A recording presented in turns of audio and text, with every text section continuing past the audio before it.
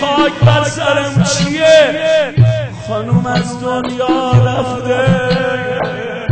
آرام او گفت آرام آرام آرام. بچه ها دارن تو کوچه بازی میکنن، اگه یک بار بگی میمیرن. آزاد کنی صداتو. مادر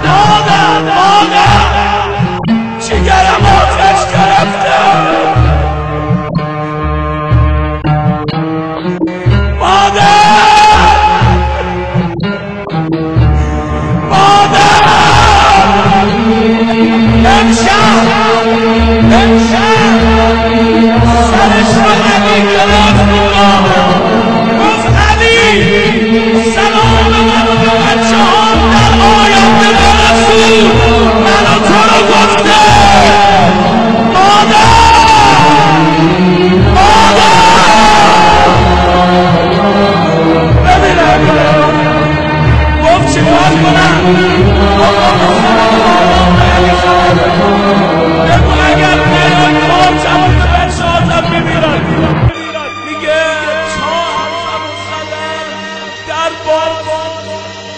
دیدم حسن و حسین دارن میدمن.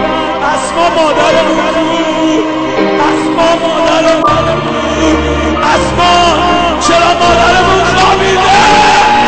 این چه وقت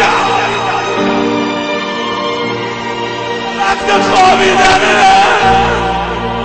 گفتم بچه ها مادرتون مرده.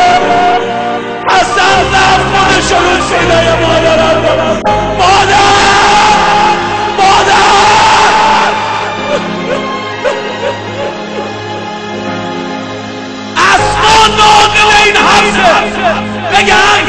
میگه دیدم حسین صورت کف پای